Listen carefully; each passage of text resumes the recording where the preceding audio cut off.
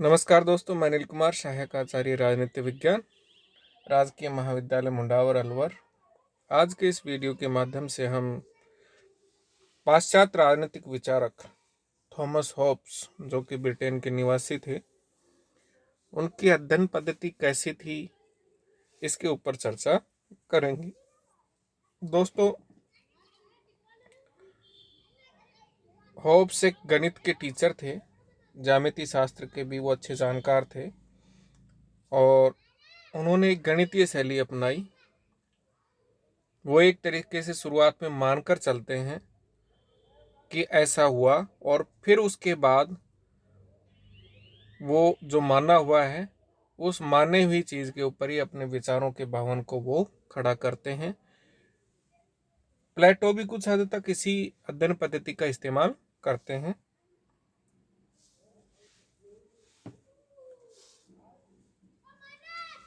तो Thomas Hobbes पर वैज्ञानिक खोजों का बहुत बड़ा प्रभाव पड़ा। इस प्रभाव के कारण उसने अपने युग की राजनीतिक समस्याओं के अध्ययन के लिए अपने से पूर्ववर्ती जो थे, पहले के जो विचारक थे, उनकी अध्ययन पद्धति से बिल्कुल अलग हट कर के अध्ययन पद्धति अपनाई। उसने न तो मध्य युग के प्रचलित धार्मिक ग्रंथों पर आधारित प्रमाणवादी पद्धति और न ही जीन बोंदा जैसे लेखकों के द्वारा प्रयुक्त ऐतिहासिक पद्धति का प्रयोग किया। इसके विपरीत उसने विशुद्ध भौतिकवादी दृष्टिकोण को अपनाया, जो पूर्ण तार्किक और बुद्धिवादी दृष्टिकोण था। इस दृष्टिकोण के समर्थन में अपने विचार व्यक्त करते हुए उसने कहा कि इतिहास के पाठ अधिकांशतः मूल्यहीन है, बेकार हैं, व्यर्थ हैं, निरर्थक हैं, क्योंकि उनका कोई महत्व नहीं है। कॉमनवेल्थ की रचना के लिए विशिष्ट नियमों और सिद्धांतों का पता लगाना आवश्यक है, जिनकी वैज्ञानिक अथवा शाश्वत वैधता हो। उसके लिए इतिहास से अधिक अच्छा मार्गदर्शक सिद्धांत विवेक का है। इतिहास की तुलना में वो मानवीय विवेक को ज़्यादा महत्व देते हैं। जीन बौद्धा ने जो ऐतिहासिक अध्ययन पद्धति अपनाई उसको भी वो खारिज करते हैं, और मध्य युग में जो धार्मिक ग्रंथों पर आधारित प्रमाणवादी पद्धति थी उसको भी वो खारिज करते हैं, और इनकी जगह पर शुद्ध भौतिकवादी दृष्टिकोण वो अपनाते हैं, जो कि पूरी तरह से कैसा होता है, तार्किक होता है, वैज्ञानिक होता है और बुद्धिवादी होता है। वास्तव में होब्स वैज्ञानिक सिद्धांतों के आधार पर एक संपूर्ण दर्शन की रचना करना चाहता था, और राजनीतिक दर्शन उसके इस संपूर्ण चिंतन का एक अंग था, भाग मात्र था, अंश मात्र था। होब्स के इस संपूर्ण दर्शन को ही भौतिकवाद या मटेरियलिज्म कहा गया है।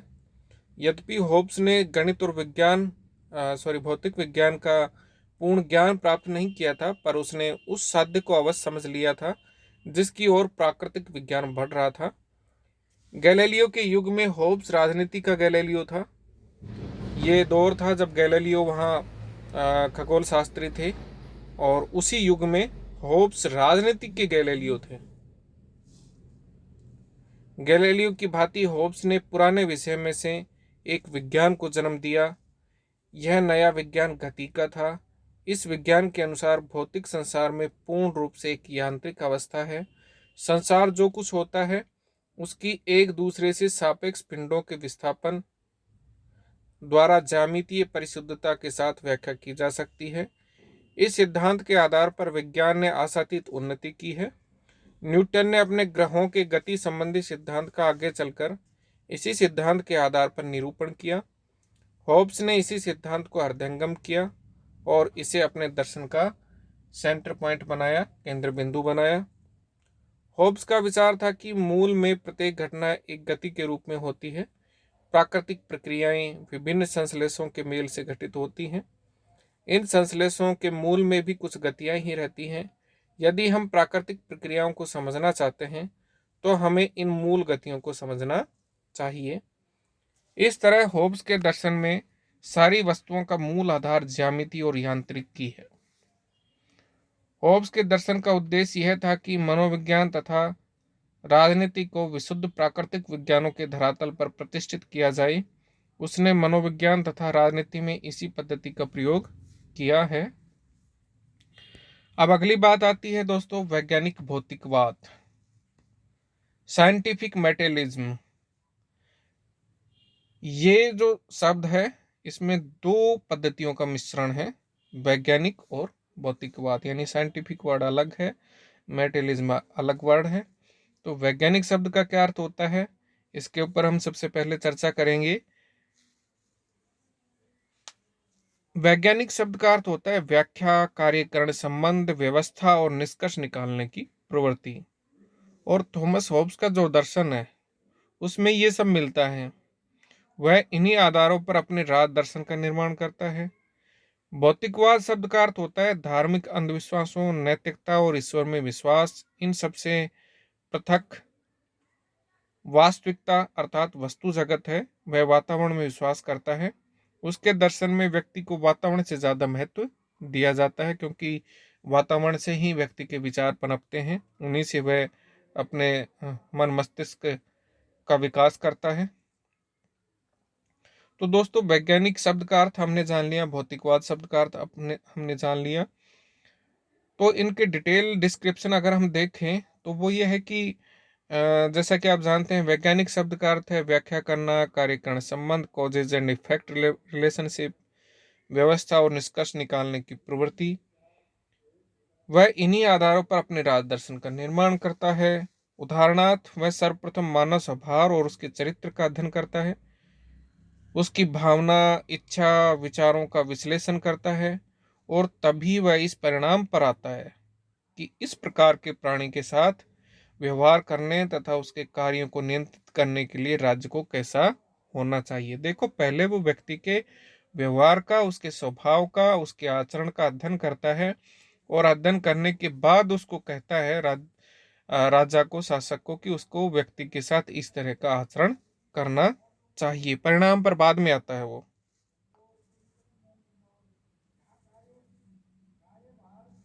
वह समझौते द्वारा राज्य की उत्पत्ति करता है, पर इसके पूर्व एक प्राकृतिक अवस्था का चित्रण भी करता है, जिसके पश्चात नागरिक समाज का निर्माण आवश्यक हुआ था।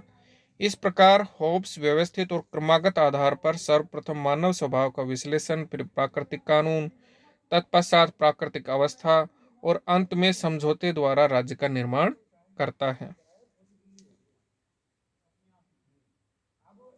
भौतिकवाद शब्द का अर्थ है कि धार्मिक अंधविश्वासों, नैतिकता और ईश्वर में विश्वास, इन सबसे पृथक वास्तविकता वस्तु जगत है। वह वातावरण में विश्वास करता है और उसके दर्शन में व्यक्ति को वातावरण से ज्यादा महत्व देता है। भौतिकवादियों के अनुसार होब्स इन अर्थों में पूर्णतः भौतिकवादी है।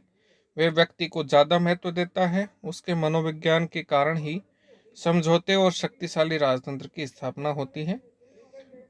होब्स का विश्वास था कि संसार में पदार्थ के अतिरिक्त और कुछ भी सत्य नहीं है, और जो कुछ प्रकृति अथवा पदार्थ नहीं है वह विश्व का अंग नहीं है।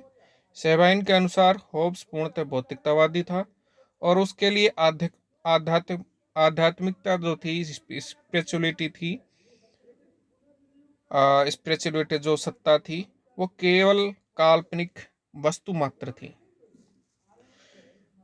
इस तरह से हम देख सकते हैं कि होब्स की संपूर्ण प्रणाली संसार के तीनों भागों अर्थात प्रकृति, पदार्थ और मनुष्य एवं राज्य की व्याख्या भौतिक सिद्धांत के आधार पर हुई है। वह भौतिक वातावरण को बहुत महत्व देता है। उसके अनुसार यही मानव मनोविज्ञान का आधार और आरंभ बिंदु है।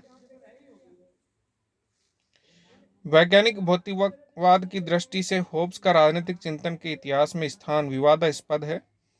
जब लेवियाथन प्रकाशित हुआ, लेवियाथन क्या है, उनकी अमर कृति है, अमर रचना है, जो कि 1651 ईस्वी में प्रकाशित हुई थी, और इसके 4 भाग हैं। पहले भाग में प्राकृतिक अवस्था का वर्णन है, दूसरे भाग में राज्य की उत्पत्ति का, और तीसरे भाग में राज्य और चर्च के संबंधों का, और चौथे भाग में और अंतिम भाग में कैथोलिक चर्च के आलोचनात्मक पक्षों का विवरण किया गया है। तो ये 4 भाग हैं। लेवियाथन को आप याद रखें। 2 नंबर का सवाल आपसे पूछा जा सकता है कि होब्स की प्रमुख कृति का नाम लिखिए।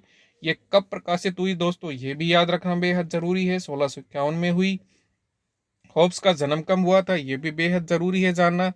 1588 में हुआ था, क्योंकि उस समय आर्मेडा का युद्ध चल रहा था, स्पेन ने इंग्लैंड के ऊपर आक्रमण कर दिया था। तो हॉब्स का ये कथन भी याद रखना है कि हॉब्स ने कहा था कि मेरी माँ ने एक साथ दो चीज़ों को जन्म दिया था, एक मुझे और एक भय को या डर को जन्म दिया था। और आगे हम देखें तो लेवियाथन जब 1651 में प्रकाशित हुई, तब सभी ने उसके नास्तिकवाद एवं वैज्ञानिक भौतिकवाद की घोर निंदा की थी। हेनरी मोर तथा कडवर्थ जैसे दार्शनिकों, कम्बरलैंड जैसे धर्मशास्त्रियों तथा फिल्मर जैसे राजनीतिक दार्शनिकों ने उसके नास्तिकवाद तथा भौतिकवाद के सिद्धांतों की घनघोर आलोचना की थी। और दोस्तों, मैंने पूर्व के वीडियो में बताया था आपको कि उसे मेम्सबरी का दानव तक कहा गया, क्योंकि उनका जन्म मेम्सबरी में हुआ था, इसलिए उनको मेम्सबरी का दानव कहा गया या राक्षस कहा गया। क्योंकि वो चर्च की आलोचना करते थे, पादरियों की आलोचना करते थे, धर्म की आलोचना करते थे। वो एक तरीके से नास्तिक थे और निरंकुश सत्ता के समर्थक थे, और वो राज्य को संप्रभु बनाने की बात करते थे।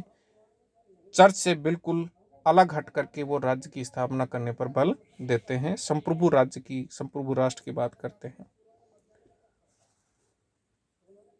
इन सब आलोचनाओं के बावजूद भी ये कहा जा सकता है कि होब्स ने सामाजिक विज्ञानों में वैज्ञानिक पद्धति के विकास में महान योगदान दिया है।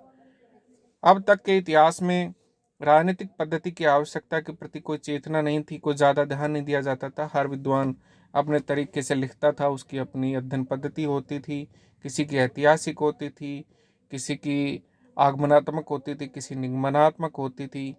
तो सबकी अपनी अपनी पद्धतियाँ होती थी।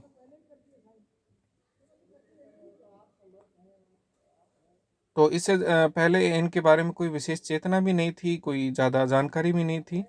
होब्स ने यह अनुभव किया कि एक विकसित पद्धति के बिना राजनीति विज्ञान विज्ञान नहीं बन सकता।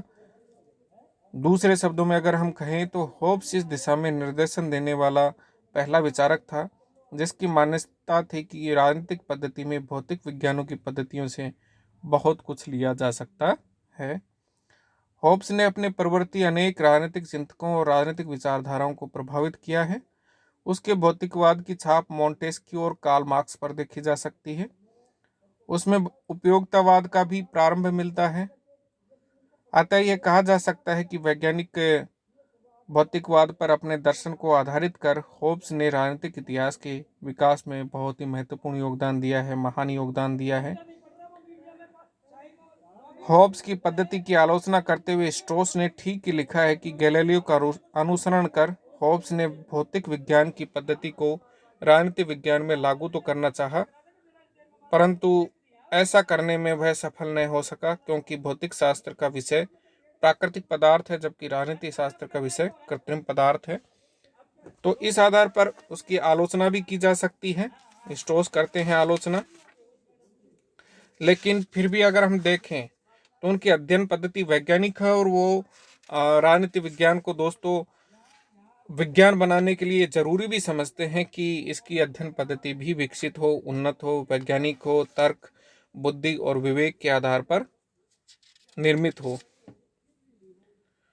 अब दोस्तों, इसी से जुड़ा हुआ एक टॉपिक छोटा सा है कि हॉब्स के कानून संबंधी विचार क्या हैं। तो कानून संबंधी या विधि संबंधी जो विचार हैं वो उन्होंने अपनी पुस्तक एलिमेंट्स ऑफ लॉ में दिए हैं। कानून के या विधि के तत्व नाम से उन्होंने पुस्तक लिखी थी। इसमें उन्होंने विधि संबंधी या कानून संबंधी विचारों का प्रतिपादन किया है। तो होब्स के कानून संबंधी क्या विचार हैं, चलिए देखते हैं इसमें। होब्स के विचारों के अनुसार संप्रभुता का स्वरूप वैधानिक संप्रभुता का है। अतः उसका संप्रभु कानूनों द्वारा नियंत्रित नहीं है। वह कानून निर्माता तो है, लेकिन स्वयं के संबंध में उन कानूनों का पालन करने के लिए बाध्य नहीं है। कानून की परिभाषा करते हुए होब्स कहता है कि वास्तविक कानून उस व्यक्ति का आदेश है जिसे दूसरों को आदेश देने का अधिकार प्राप्त है। अतः उसकी संप्रभुता दूसरों का आदेश देने की शक्ति है। उसके अनुसार कानून संप्रभु का आदेश है। Law is the command of the sovereign, संप्रभु का आदेश है।